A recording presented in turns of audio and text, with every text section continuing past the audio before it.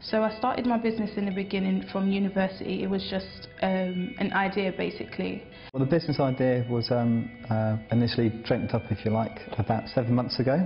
I'm literally at the beginning stages. It's been around about 3 months now since we've been trading and receiving orders, and we've had about 20 orders in the last 3 months. So I'm right at the transition between turning my portfolio and my new set of skills and experience into a paying business entity. Getting from an idea to an actual business was the main struggle. It's been quite so difficult because I wasn't quite sure how to launch myself and also to gain people's confidence. I've thought about my customers a lot. I think they're the most fundamental thing to starting a business. At the moment, we've done a lot of research into the customers that we're going to have. What's really important is understanding their needs, their demands and their decision-making process. Where do you feel that certain organisations are falling short, and what would you like to see? You should basically work out those two things in as much detail as you can. It's basically trying to really understand that they've got a need there, and we're here to provide that need, really. So I think about the customer a lot, and throughout the process I keep re-evaluating and learning more as I go along. Money is always a big issue for a startup business.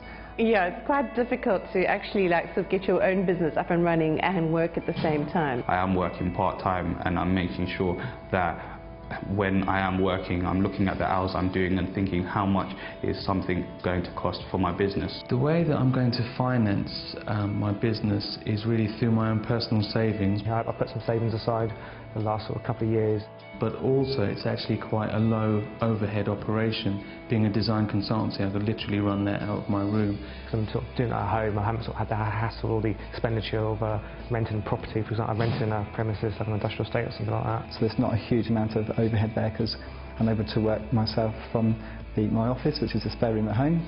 So it's just a case of keeping the finances tight and minimal at the moment. To secure funding, I think is always far easier once you've actually got a commodity.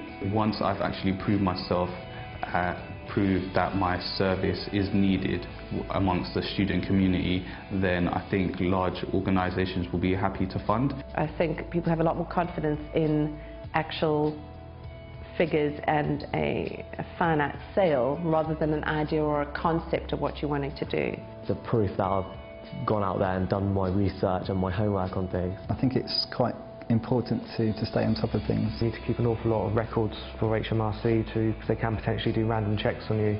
I realised early on that my strength isn't in administration.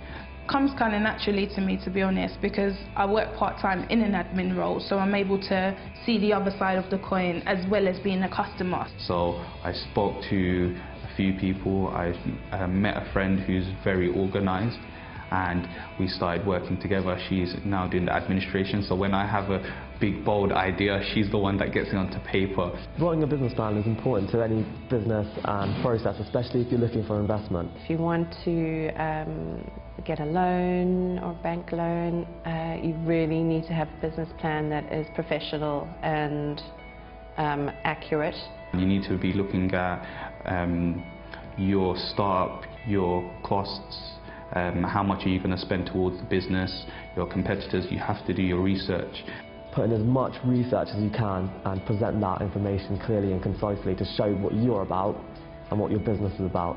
I didn't write a formal business plan, but I do have a structure that I use and I update as I go along. I think it's also important to know who you're going to give the business plan to, whether it's a venture capitalist or an angel or bank manager or just your friends and family. I know a little bit about taxes. I'm familiar with income tax for myself personally. I'm not planning on paying myself a salary just yet, so in terms of income tax and national insurance, I've not really looked into that side of things. I think really to get it all fixed in my head, I just actually need to talk to a physical person. I have got a bookkeeper in place as well who keeps me up to speed. I just rang up a couple of accountants for an initial meeting. They're more than happy to talk to me, no charge or anything. My biggest challenge over the coming 12 months will be to actually remain focused on the projects that are in front of me. When you're a new startup company, people don't know who you are, so the biggest challenge is really getting the name out there. I think once we're able to get that following, we'll be able to expand rapidly. My biggest challenge over the next 12 months is probably building bigger and better relationships with my suppliers. Finding the right funding and the right investment and the right people to make my business prosper. I'm actually going to learn to say no and actually work on projects that are going to make a return. I thought it would always be quite easy to keep myself motivated because I really love what I do. I get quite motivated by sales, quite enjoy the buzz of new business, and I like talking to people, meeting people. And it's not really a question of how I'm going to motivate myself because I'm doing something that speaks to my heart and it's something I've wanted to do for a number of years.